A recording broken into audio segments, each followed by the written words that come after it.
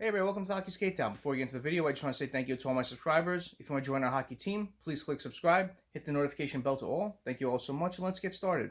I wanted to do a video on this because I was watching the NHL Network the other day, and EJ Radic was on with Kevin Weeks, and they were talking about, they brought around kind of proposed trades that the Rangers could do in lieu of all these players that are being named, and that the trade deadline is, I think, February 24th, so it's a little more than a month away, so it's creeping up. And, you've heard the same names getting thrown around. You heard Henrik Lundqvist, but, he has a no trade clause, so he'd be asked to waive it if he's going to get moved, which I doubt. There's Georgiev, which is more likely to get moved of the Rangers' three netminders. You have Chris Kreider, is a huge name out there. He's the top of the list now that Hall's gone. Jesper Fast is another one. You have Pavel Buchnevich. His name is entered in a little bit, not too much, I've heard. But he's a key piece out there if they're looking to get some cap space and to bring in other forwards as well.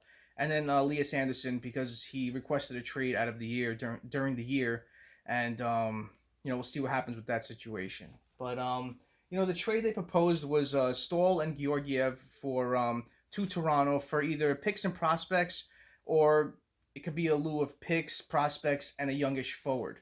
And the forwards they're talking about are Kasperi Kapanen, Andreas Johnsson, and Alex Kerfoot. Not all three of them, but one of those three. Because Toronto's looking to bolster their defense. They need another goalie because Frederik Andersen is playing a lot, and Hutchinson isn't making the case to stay there because he isn't doing too well.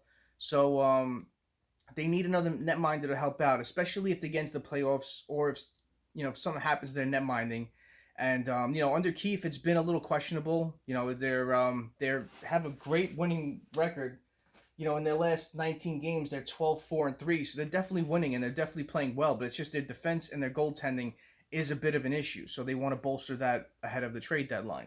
So that's why they came up with these names. The Rangers have $2.8 million as far as cap friendly shows. Staal's contract is another 2 years left for $5.7 million, and I know the Ranger fans have been trying to. I hear them all the time talk about trying to relieve themselves of this contract.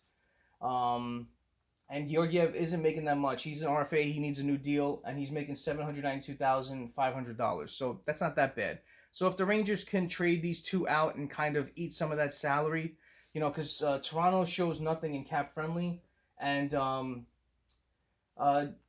Janssen's making 3.4 for another 3 years. Kerfoot's making 3.5 for another 4 years, and Kapanen is making 3.2 for another 3 years. So you're gonna have to see some stuff going down as far as eating salary or taking a bad contract from Toronto or something like that, but they throw around that basis of a deal for those players. So is that what the Rangers could do? I mean, it's kind of interesting. Toronto needs defense. They need goaltending. The Rangers kind of need another forward to help out their offense. So I could kind of see one of those players working out. Kapanen looks great in Toronto this year. Janssen looks pretty good, and Kerfoot's not that bad either. So they could all help out the Rangers, but I think they would aim for Kapanen. I really do. And going to the other players, Chris Kreider, he's the top of the list for the Rangers under Georgiev. He has a modified no-trade clause, $4.625 million left. He's a UFA at year's end. He's 28 years old, and this year he has 16 goals, 15 assists, 31 points in 47 games. So, I mean, I know a lot of fans want to keep Kreider in New York. He's a great player, great speedy player that can score, be physical. And, I think he works well with the Rangers to me. He really does. And I know a lot of fans want to try to retain him if he could take, like, a shorter term and a shorter, dollar amount, which I can see happening. I really could. The Rangers aren't that far off from a playoff position. A couple more wins, they put a streak together, they can get in there. It's going to be a crazy battle to the end with all these teams. But, to lose a player like Kreider and to try to replace him, it may offset the chemistry, and it'd be harder for them to reach that. So I don't think, I don't want to say that because I think it might happen, but then there's also that possibility they might not trade him and try to re-sign him to a team-friendly deal. Once cap space opens up, then they sign him to a bigger deal. It could happen, but, he's up there in age of 28, so who knows at this point. But as far as teams rumored to be wanting him, Boston was being rumored, heavily rumored, and Kevin Weeks and who was it? That I saw. I said his name earlier. It was Kevin Weeks and someone else, and they were talking. EJ Radic, I'm sorry, and they were doing the proposed trades like the one I mentioned before with Staal and Georgiev, and they mentioned one with Kreider for DeBrusk. Now, I know Ranger fans would do that, but I don't think Boston fans want to get rid of DeBrusk. So, sorry, guys. I don't think that's going to happen. But, Colorado's another team that could be interested in trading for him. They have a lot of cap space. They have a lot of picks and prospects and good players in their system that the Rangers could use. Edmonton, I could see them making a big push to get a nice scoring winger to play on the side of McDavid or Draisaitl. You have Calgary. I could see Calgary doing it if they can offset some of their, players to get cap relief. They're up against the cap, but I could see them needing that extra forward because Calgary's got a lot of smallish forwards that are really good, so they need a lot of physical presence on that team, and the only one they really have is Tkachuk. So to get Kreider in to help out deep in that lineup, I think that would be good for them. Then you have Pittsburgh with Gensel out for the remainder of the year, I believe, and he may come back for the playoffs if he's feeling better by then. But they're going to need goal scoring to help out. Can they make a play for him? They're in the division, so I don't see it. But you never know. If the Rangers are out of it, any team that's out of the playoffs will trade with anyone just to get some sort of return for their players. Then I haven't heard a lot of these two teams, Columbus and Buffalo. But Columbus has got a lot of cap space. They're in a wild card spot. Don't know if they could keep it up, but they're playing really well. Can they use that extra forward right now? Or can they...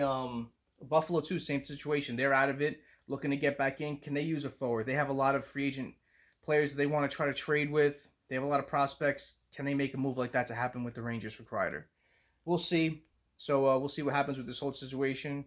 Other Rangers trade rumors include Jesper Fast. He is UFA, $1.85 million, right wing. And this year he has 8 goals, 13 assists, 21 points in 46 games. So he's playing well. And I like Fast. He's an up and down the lineup sort of player.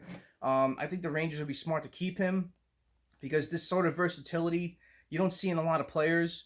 So he works well with the Rangers, so he could come again on a cheap short-term deal and try to see if that would work for both sides. Then you have the Andersson thing. He requested a trade, but I could see him thrown in a trade to try to get more return.